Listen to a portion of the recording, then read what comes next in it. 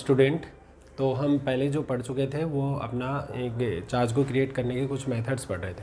आज हम स्टार्ट करेंगे कूलाम का नियम, ठीक है, कूलाम्स लॉ, ठीक है, इस पे बात करेंगे हम। तो बेसिकली क्या होता है कि अगर हमारे पास मान लो सपोज दो चार्जेस हैं, उन दोनों चार्जेस के बीच की अगर डिस्टेंस स्मॉल आर है, ठीक है, तो उन चार्जेस पर फोर्स लगता है।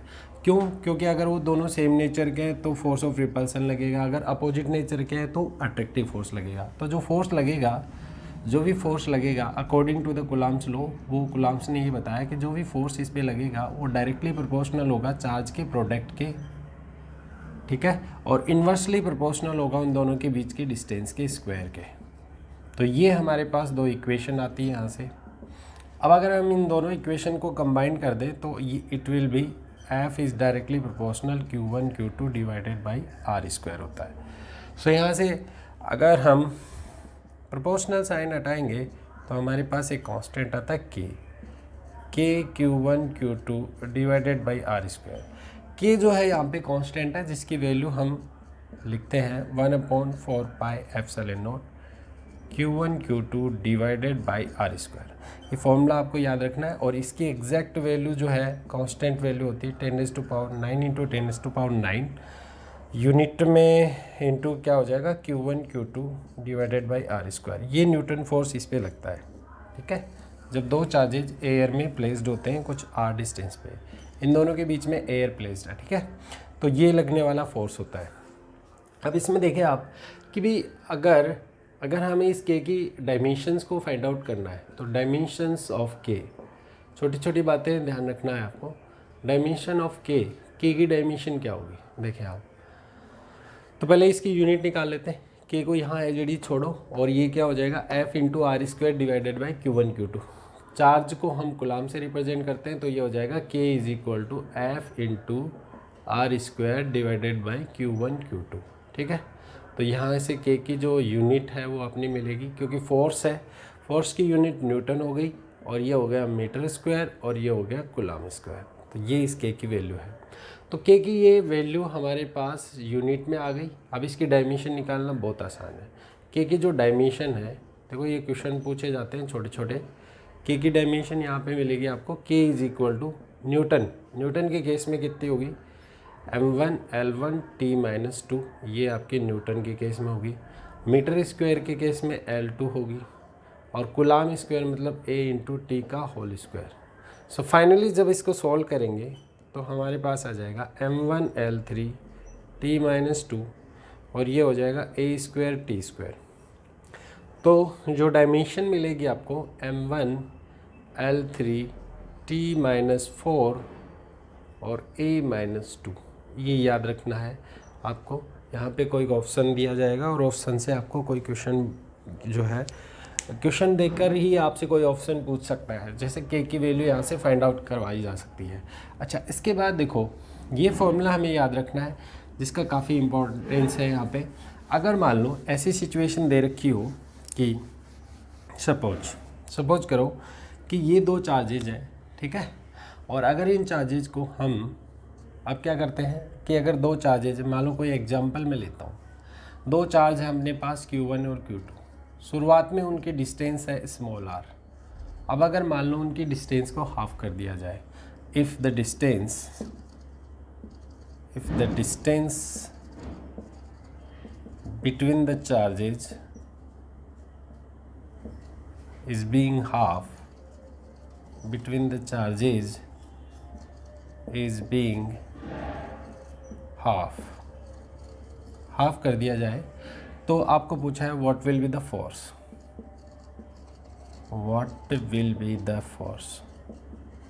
इन दोनों के बीच में फोर्स क्या होगा ये पता करना है।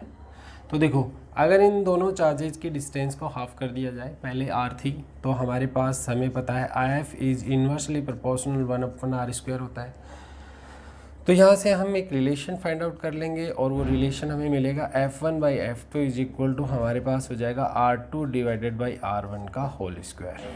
तो इसे हम सॉल्व कर लेते हैं। जब हम इसे सॉल्व करेंगे तो F1 की वैल्यू F के इक्वल है और F2 को हमने F डैश ले लिया। सपोज नया फोर्स चाहिए हमें, तो कितना हो जाएगा, पहले कितने थे, अभी कितनी होगी, r/2 हो गई, r/2 का whole square divided by r। ठीक है, सोल्व करते हैं इसे, तो कितना आ जाएगा, यहाँ से सोल्व करने के बाद f/f'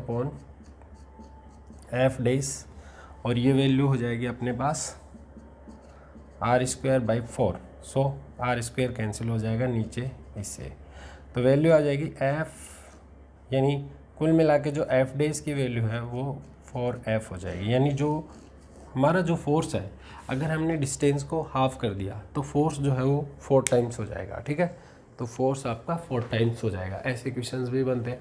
अच्छा, और देखो क्या है, अगर मान लो आपसे ये बोल दिया जाए यहाँ पे कि सपोज कि एक केस लेता हूँ कि अगर मान लो ये कहा जाए कि दोनों चार्जेस का जो प्रोडक्ट है अगर वो पॉजिटिव हो तो फोर्स की नेचर कैसी होगी। दोनों चार्जेस का प्रोडक्ट अगर पॉजिटिव होगा तो फोर्स की नेचर कैसे फाइंड आउट करेंगे कि भी इसको पॉजिटिव होने के लिए या तो इसको पॉजिटिव होना पड़े और इसको भी पॉजिटिव होना पड़े। तो दोनों अगर पॉजिटिव हो गए तो लाइक चार्जेज हो गए, लाइक चार्जेज हो गया तो फोर्स की नेचर भी पॉजिटिवली, तो इसका मतलब लाइक चार्जेज एक दूसरे को क्या करते हैं, रिपेल करेंगे। तो आपका जो है इस केस में जो फोर्स है वो कैसा होगा, रिपल्सिव फोर्स यहाँ पर होगा। तो फोर्स जो है दोनों चार्जेस के बीच में रिपेल करेगा। लेकिन अगर कंडीशन कुछ ऐसी दी जाए, मान लो Q1 Q2 की वैल्यू लेस देन 0 कर दी जाए, तो जो फोर्स होगा आपका, ठीक है, वो क्या होगा, अट्रैक्टिव होगा। तो इस केस में फोर्स अट्रैक्टिव होता है।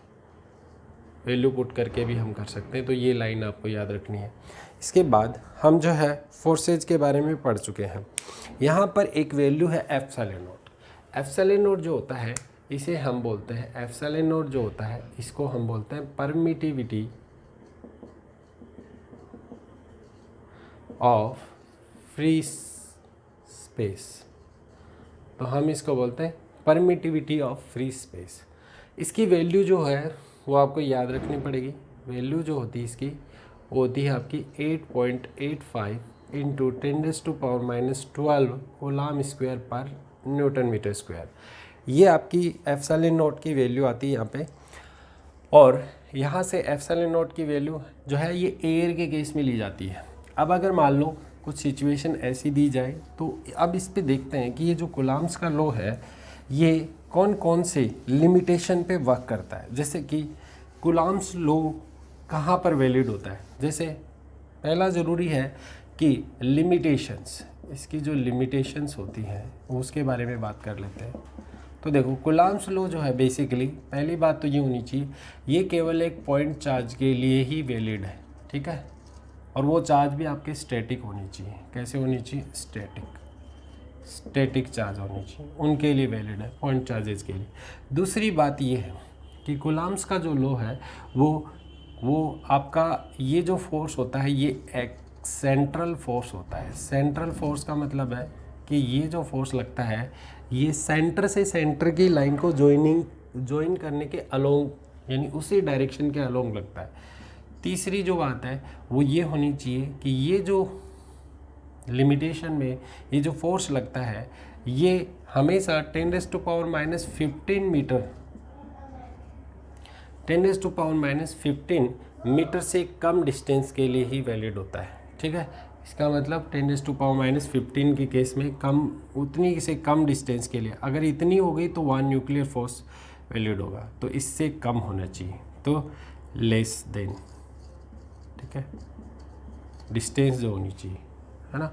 उसके बाद जो है आपको ये भी पता होना चाहिए कि कूलम्स का जो लिमिटेशन है वो एक बार में अगर किसी एक चार्ज को ले रहे हो आप, मान लो कि एक चार्ज आपके पास Q1 और दूसरा Q2 है, तो अगर सपोज करो कि ऐसे बहुत सारे चार्जेज आपके पास रखे हुए हैं, तो अगर एक ही टाइम में ये एक लाइन जॉइनिंग के अलोंग, सेंटर से सेंटर जो लाइन जॉइन कर रही है उसके अलोंग जो फोर्स लग रहा है, ठीक है, तो उस टाइम पे जितने भी सिस्टम में जो दूसरे चार्जेज यहाँ पे रखे हुए होंगे, कहीं भी रखे हुए होंगे, उन पर ये डिपेंड नहीं करता।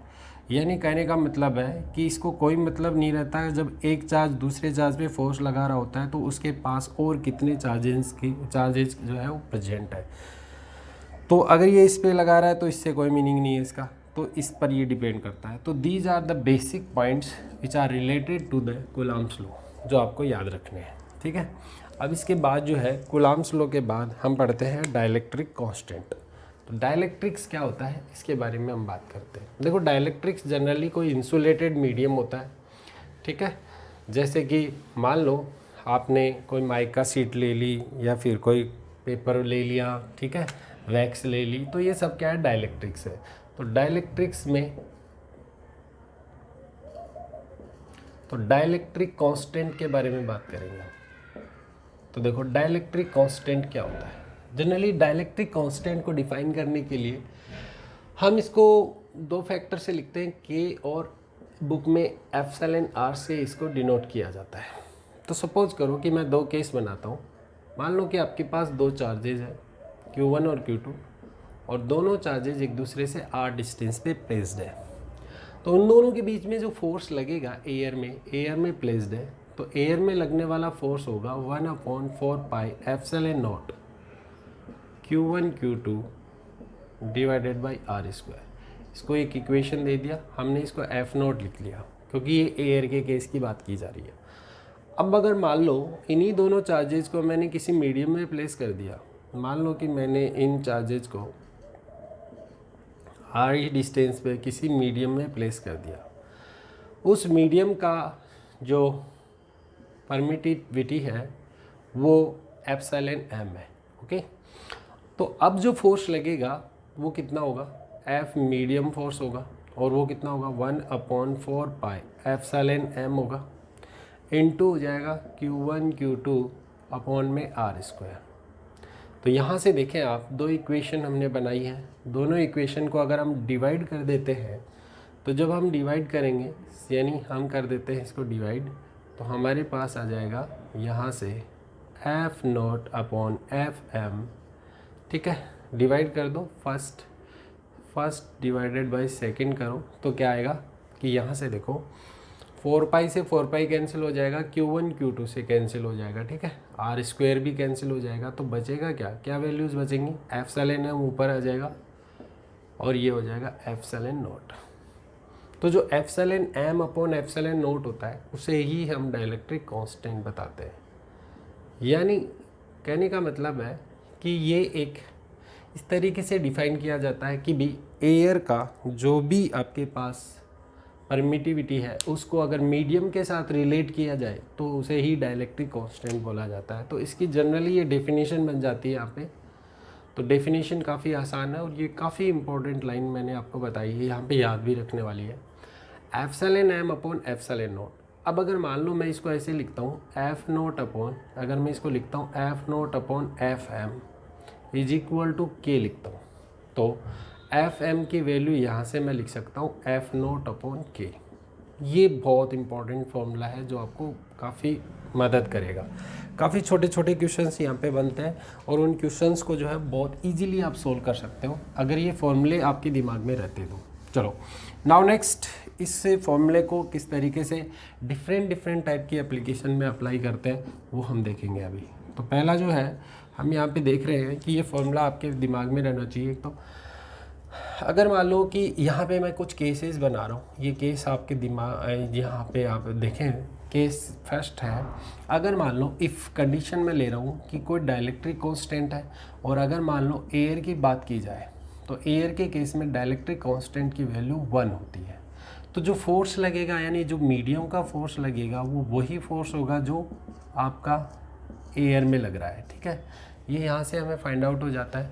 अगर मान लो आपके पास ऐसा कुछ दिया हो जाए, इफ़ मेटल के केस की बात की जाए, मेटल यानी कोई कंडक्टर की बात की जाए, तो कंडक्टर के केस में डाइलेक्ट्रिक कांस्टेंट की वैल्यू इन्फिनिटी होती है।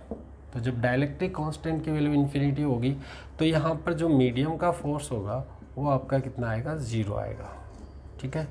यानी जब आप किन्हीं भी दो चार्जेज के बीच में कोई मेटेलिक प्लेट प्लेस कर दोगे तो उस केस में उसका डाइलेक्ट्रिक कांस्टेंट इन्फिनिटी होने की वजह से जो फोर्स लगेगा वो आपका 0 हो जाएगा। नाउ ये बहुत इंपॉर्टेंट लाइन है, इसको आप अपने दिमाग में रखें, ठीक है। नाउ नेक्स्ट क्वेश्चन, नेक्स्ट जो है ये है कि अगर मान लो कोई इंसुलेटेड मीडियम आपके पास, if any insulated medium placed between the charges, तो उस केस में डाइलेक्ट्रिक कांस्टेंट की वैल्यू हमेशा 1 से ग्रेटर होगी, तो इस केस में अगर हम Fm की वैल्यू निकालेंगे तो वो हमेशा हमें एफ नोट से कम ही मिलेगी, तो वो ऑलवेज लेस देन होगी एफ नोट से। क्यों? जैसे कि मान लो आपने वाटर लिया, तो वाटर के लिए जो डाइलेक्ट्रिक कांस्टेंट है 80 होता है, 81 और 80 के अप्रोक्सीमेट लेते हैं, तो जो फोर्स होगा वो 1/80 टाइम से डिक्रीज हो जाएगा। ठीक है, तो ऐसे क्वेश्चन आपसे पूछे भी जाते हैं। अब जैसे कि मान लो कई बार काफ़ी अच्छे अच्छे एग्जामिनेशन जो होते हैं उनमें क्वेश्चन पूछा गया था, एक छोटा सा एक लाइन का आंसर था कि अगर मान लो, मैं यहाँ पे वो क्वेश्चन रिपीट कर रहा हूँ, जैसे कि मान लो कि आपको दो चार्जेस यहाँ पे दिए गए हैं, दो चार्जेस हैं, उनके बीच की डिस्टेंस आर दी गई है, उन दोनों को आपने एयर में प्लेस किया हुआ है और उन पे जो फोर्स लगा वो एफ नोट लगा है। एफ नोट फोर्स जो लगा है उसकी वैल्यू आपको पता है वो कितनी होती है, 1/4 pi epsilon note Q1 Q2 upon में R², ये लगा है। अब अगर मान लो कि आपने इसको है ना किसी मीडियम में प्लेस कर दिया, कोई मीडियम लिया आपने और उसमें इसको आपने प्लेस कर दिया, तो Q1 और Q2 दो चार्ज हैं, इनके बीच की डिस्टेंस स्मॉल r है।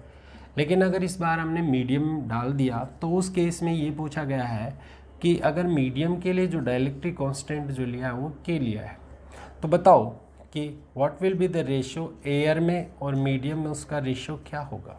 तो आप देखें यहाँ पे ये डायरेक्टली हम यहाँ से सोल्व कर सकते हैं। Fm अपॉन उल्टा पूछ लिया हमने, यानी मीडियम का एयर के साथ रिलेशन क्या बन सकता है। ठीक है, तो वो रिलेशन क्या बनेगा, देखें आप, Fm अपॉन एफ नोट और ये आ जाएगा 1/kth। तो ये क्वेश्चन भी आपके कंपटीशन PMT वगैरह में छोटे छोटे क्वेश्चंस पूछे जाते हैं।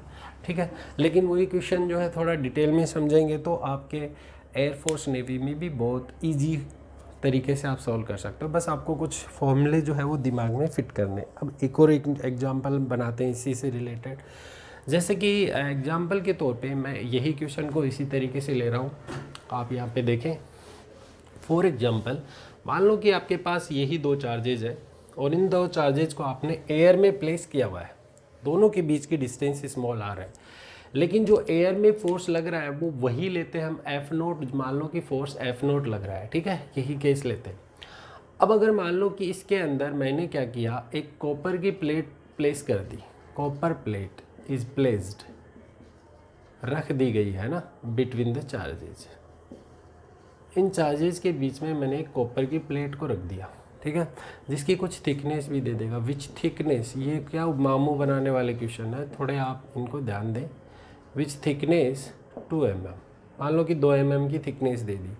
आपको लगेगा कि कोई फॉर्मूला हमें यूज़ करना है यहाँ पे, लेकिन ऐसा कुछ भी नहीं है। सीधा सीधा यहाँ पे अप्लाई कर सकते हैं कि अभी जो हमने फॉर्मूला पढ़ा था वो क्या था। यहाँ पे देखें कि जो Fm की वैल्यू आई थी वो F नोट बाई K आया था, ठीक है। इस फॉर्मूले को यूज़ करते हैं। अब आपको पता है कॉपर की प्लेट आपने प्लेस कर दी, तो कॉपर क्या है, एज ए कंडक्टर है, कंडक्टर प्लेट है, और कंडक्टिंग प्लेट की वजह से जो डाइलेक्ट्रिक कांस्टेंट की वैल्यू होती है वो इन्फिनिटी होती है। जब इन्फिनिटी होगा तो उस केस में जो लगने वाला फोर्स है इन दोनों चार्जेस के बीच में वो कितना हो जाएगा, 0 हो जाएगा। तो ध्यान दें, ये जो थिकनेस वगैरह दी जाती है इससे कोई भी फ़र्क नहीं पड़ता। सिर्फ और सिर्फ आपको ये याद रखना है कि भी अगर कोई भी मीडियम ऐसा रखा है जो एक मेटल है, उस केस में फोर्स जो लगेगा दो चार्जेज के बीच में वो ऑलवेज 0 लगेगा। तो ये बहुत ही अच्छा क्वेश्चन होता है यहाँ पे समझने वाला, ठीक है। एक और इसमें छोटा सा एक क्वेश्चन और भी आता है, जैसे कि एग्जांपल मैं बताऊँ आपको कि मान लो कि आपसे ऐसा बोला जाए कि सपोज, इसी का केस लेकर एक एग्जांपल मैं बना देता हूँ यहाँ पे, वो भी देखें आप। सपोज कि मान लो ऐसा है, आपको ये फॉर्मूला याद भी रखना है, आप सॉल्व भी कर सकते हैं। जैसे फॉर एग्जांपल मान लो कि दो चार्जेज हैं आपके पास Q1 Q2 और इन दोनों के बीच की डिस्टेंस आपने R ली हुई है। इन दोनों के बीच में जो फोर्स है वो F नोट हमेशा की तरह लिया गया है। अब क्या करो कि अब वो कह रहा है कि भाई हम ना इसके अंदर कुछ डाइलेक्ट्रिक फिल कर देते हैं, मान लो कि इसके अंदर कुछ डाइलेक्ट्रिक डाल देते हैं, ठीक है, और ये जो डाइलेक्ट्रिक है इसका डाइलेक्ट्रिक कांस्टेंट मैं K ले लेता हूँ, ठीक है, वो इसके बीच में रख दिया जाए। तो अब ये बोल रहा है कि दोनों चार्जेज के बीच की डिस्टेंस, यानी इन दोनों चार्जेज के बीच की डिस्टेंस कितनी होनी चाहिए, what should be the distance between 2 point charges. ताकि सच वे कि इन पे लगने वाला जो मीडियम का भी फोर्स है ना वो इसी फोर्स के इक्वल हो जाए। ये आपसे क्वेश्चन पूछा जाए तो डायरेक्ट मैं इसके रिजल्ट पे बात करूँगा। तो रिजल्ट आपको ध्यान रखना है, रिजल्ट पे आए आप सोल्व आप कर सकते हैं। एक बार value F not is equal to Q1 Q2 upon R square put कर दें। उसके बाद मीडियम का केस ले लें। अगर मान लो कि आपने क्या किया, दो चार्जेस लिए हैं और दोनों चार्जेस के बीच की डिस्टेंस आर है और एयर में उनका लगने वाला फोर्स एफ नॉट है, फिर उसके अंदर डाइलेक्ट्रिक डाल दिया जिसका डाइलेक्ट्रिक कांस्टेंट के है। अब आप क्या कर रहे हैं कि वो पूछ रहा है कि इन दोनों चार्जेस के बीच की डिस्टेंस कितनी कर दूं ताकि जो फोर्स लगेगा इन दोनों के बीच में जब डाइलेक्ट्रिक कांस्टेंट मैंने डाला है वो एयर में लगने वाले फोर्स के इक्वल हो जाए। तो आप डायरेक्ट यहाँ पे रिजल्ट याद रखें कि ये जो डिस्टेंस हो जाएगी ये हो जाएगी आपकी R not R divided by root K, ये आप याद रखें। तो ये रिलेशन बहुत इंपॉर्टेंट है। तो डायरेक्ट आपको अगर मैं कोई क्वेश्चन बना दूँ तो इसको एक शॉर्ट ट्रिक की तरह आप यूज़ कर लें तो एक शॉर्ट ट्रिक बन जाएगा और इसको आप अप्लाई कर सकते हैं। जैसे कि सपोज दैट मैंने यहाँ पे डाइलेक्ट्रिक कांस्टेंट 4 रख दिया, ठीक है। तो डायरेक्ट इस फॉर्मूले को यूज़ करके आप यहाँ से डिस्टेंस निकाल सकते हैं। तो कितनी हो जाएगी भाई डिस्टेंस, यानी आर डेस की वैल्यू अगर आपने 4 डाइलेक्ट्रिक मटेरियल का कुछ इसके बीच में डाल दिया तो जो डिस्टेंस हो जाएगी वो r/2 हो जाएगी, ठीक है। तो ये आपको याद रखना है, ठीक है। तो देखो बहुत आसान हो जाते हैं बहुत सारे क्वेश्चंस करना, क्योंकि ये छोटी छोटी बातें हैं जो आपको याद रखनी है, जिन पे बेस्ड क्वेश्चन पूछे जा सकते हैं, जो कि थ्योरेटिकल भी कुछ क्वेश्चन होते हैं जो इनकी लिमिटेशंस में आते हैं। नाउ अगर अब इसके बाद जो हम बात करेंगे, अगला जो है हमारा टॉपिक वो होगा कि हम ये देखेंगे कि यहाँ पे कि तो अब हम कुछ क्वेश्चंस लेते हैं जो कूलम्ब्स लॉ पर बेस्ड है। जैसे कि एक एग्जांपल मैं लेता हूँ, कुछ बातें आपको याद रखनी सीधे सीधे तरीके से। मान लो कि आपको एक ट्रायंगल दिया गया है, कुछ ऐसे ट्रायंगल दे दिया आपको, ये एक ट्रायंगल दिया हुआ है और इस ट्रायंगल के ऊपर इसके जो वर्टिसेस है उन पे चार्जेस इस तरीके से प्लेस कर दिया गया है। प्लस क्यू चार्जेस जो है वो वर्टिसेस पे प्लेस कर दिए गए।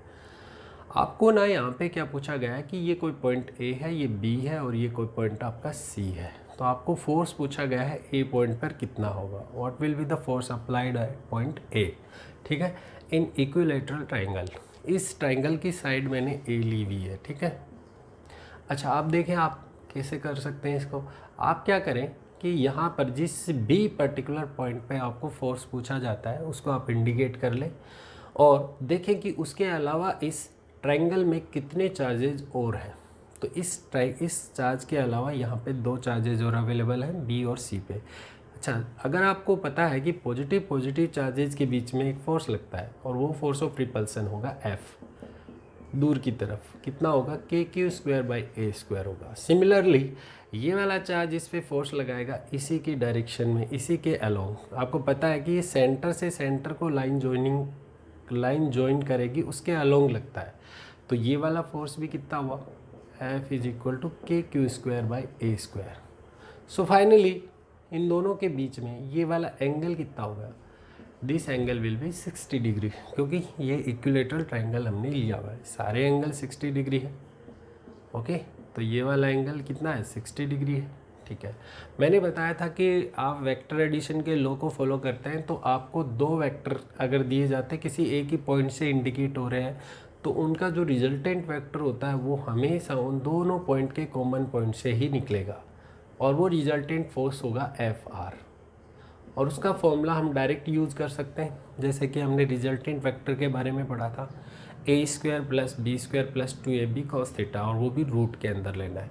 तो इसी टाइप से इसको भी रूट के अंदर ले लेंगे तो ये आ जाएगा अपने पास FR = कितना आ जाएगा F, ये F है, यहाँ भी F², यहाँ भी F², प्लस कितना हो जाएगा 2F² और ये हो जाएगा cos 60 डिग्री। जब आप इसे सोल्व करते हैं तो आपके पास रिजल्ट आता है यहाँ से 2F² cos 60 डिग्री वैल्यू लिखते हैं आप। cos 60 की वैल्यू आपको पता है तो यहाँ से मैं डायरेक्ट इसका रिजल्ट लिख रहा हूँ, ठीक है। यहाँ से 2 से 2 कैंसिल हो जाएगा, cos 60 से 2 कैंसिल हो जाएगा क्योंकि 1/2 वैल्यू होती है, तो यहाँ आ जाएगा √3f। फाइनली मैं इसको लिख सकता हूँ √3f मतलब KQ²/R²। तो दिस इज़ योर आंसर। इसी के अंदर एक और सेकेंड पार्ट कर लेते हैं हम। सेकेंड पार्ट भी बहुत आसान है। अगर मान लो कि ये इसके सेंट्रोइड पे पूछे कि कितना जो है फोर्स लगेगा, यहाँ कोई और पॉइंट सेलेक्ट करते हैं। तो ये देखें बहुत इजी है मेथड है। अगर यहाँ कोई चार्ज रख दिया जाए, +Q चार्ज रख दिया जाए, तो फोर्स कैसे निकालोगे? इस लाइन को ज्वाइन करो, इसके अलोंग ये इधर फोर्स लगेगा।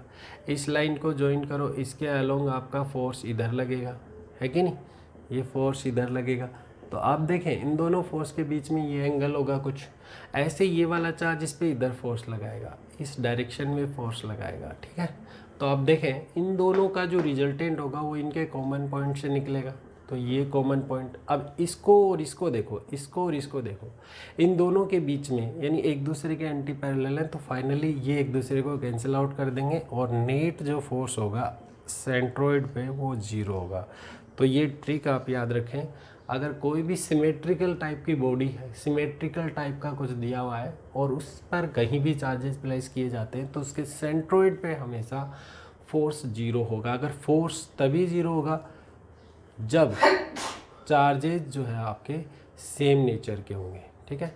जैसे स्क्वायर है, यहाँ पे चार्ज, यहाँ पे चार्ज, यहाँ पे भी कुछ चार्ज है, ठीक है, और आपने इसके सेंट्रोइड पे कुछ और ओ पॉइंट पर भी एक चार्ज रख दिया, तो यहाँ आंसर हमेशा इस सेंट्रोइड पे कितना आएगा? 0। ये याद रखें, ठीक है।